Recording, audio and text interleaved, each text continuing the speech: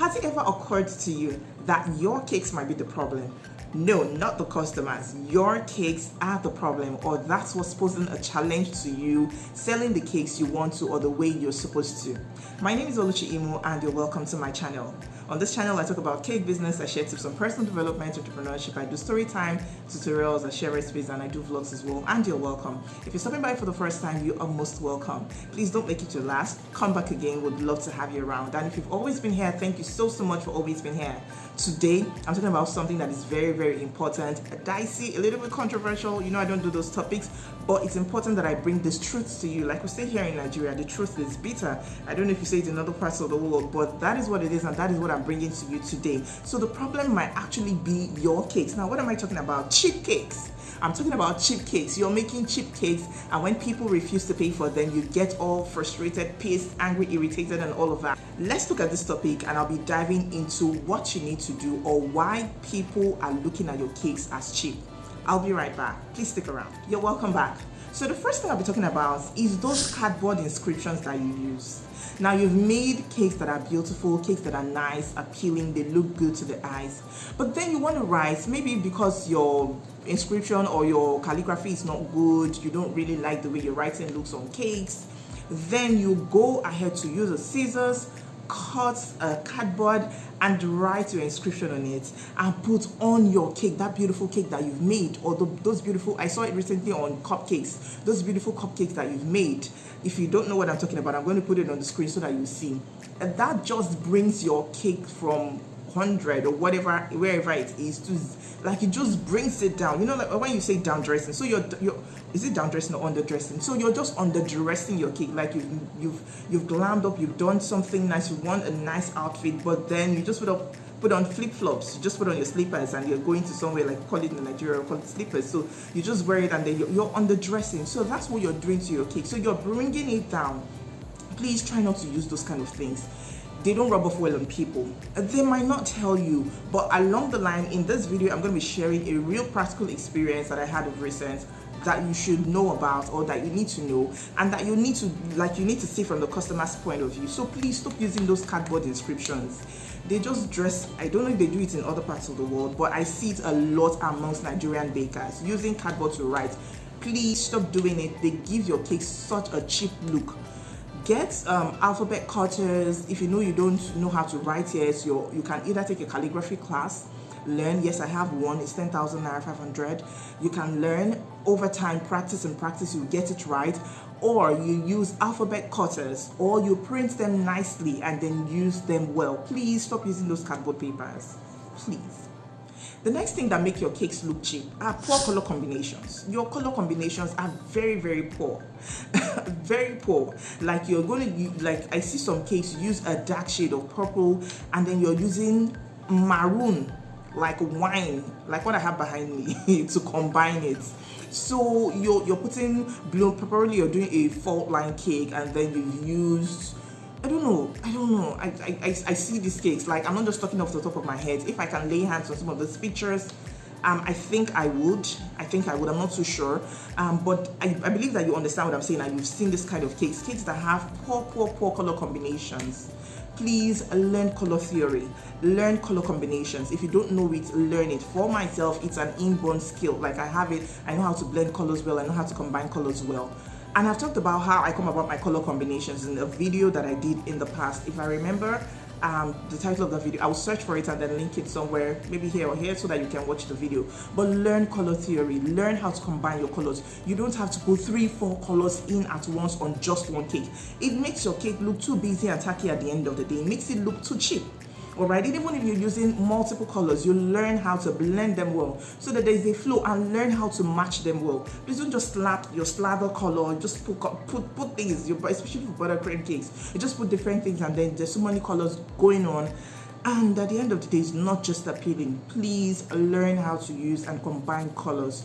Don't use poor color combinations, because they give your cakes a cheap look. So the third thing I'll be talking about is using way too many stickers. I see it a lot here in my location.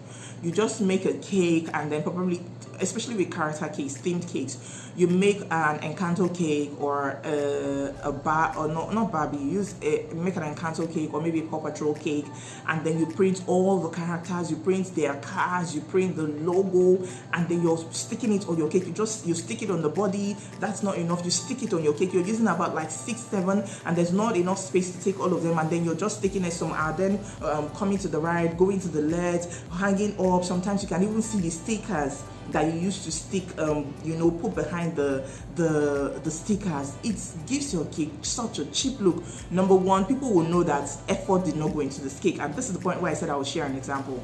Okay, so this is my story. Somebody wanted to book a cake of recent, and for the day she chose, I will not be available on that date or for that date, and I apologized and told her that I will not be available for that date, and then she asked me for recommendations.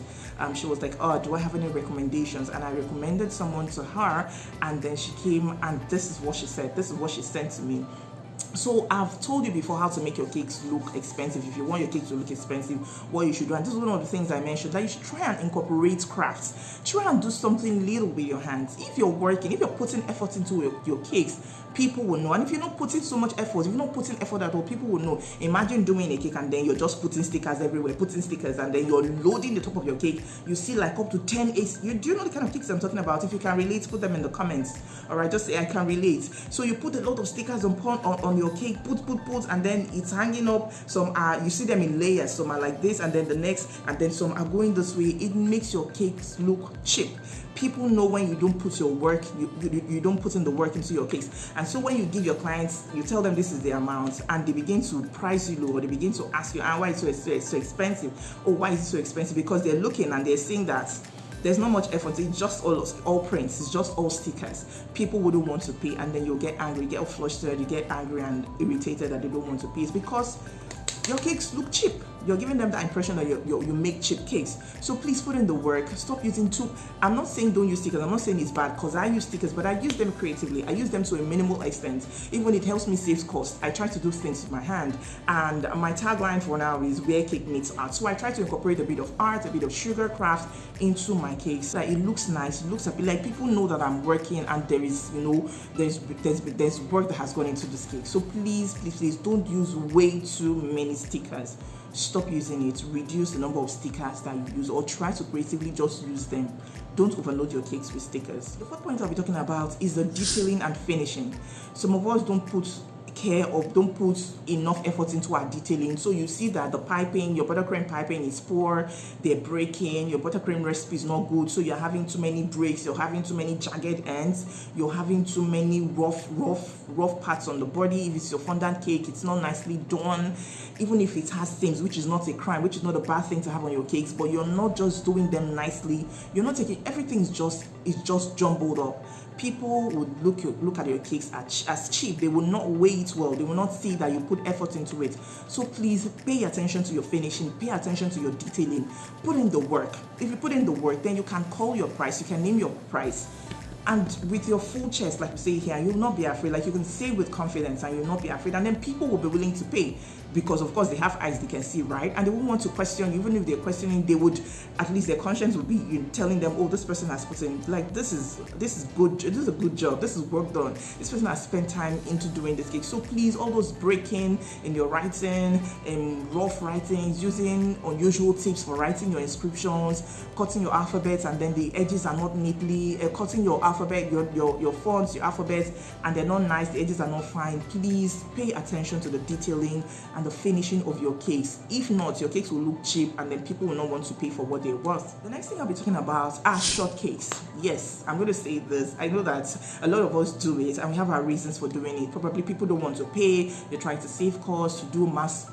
You sell to the masses. You sell to the low end markets, or what do they call it? You understand? But if you see this kind of cakes, what comes to your mind. Oh, this cake is very cheap, this cake is affordable, this cake is a cheap cake.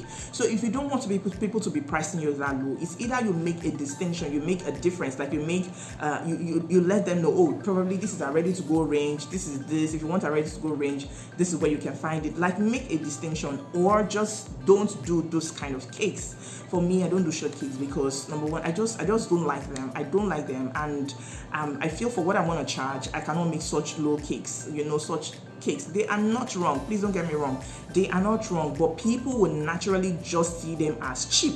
Okay, so try and put effort into making your cake your cakes look good.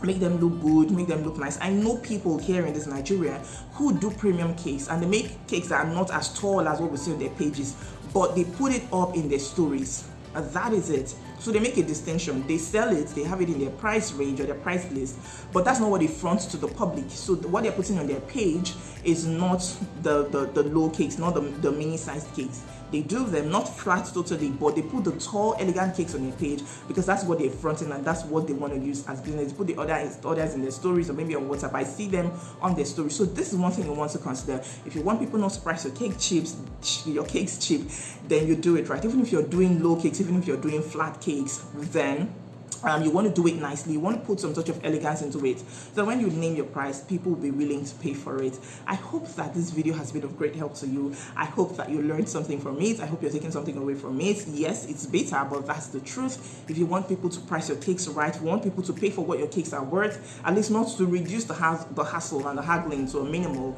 then please stop making your cakes look cheap. If you're yet to subscribe to my channel, please click on the subscribe button, turn on notifications so that you'll be notified when I upload a new video. If you have a question, also please drop them in the comments as well, and I'll be willing to answer to the best of my ability.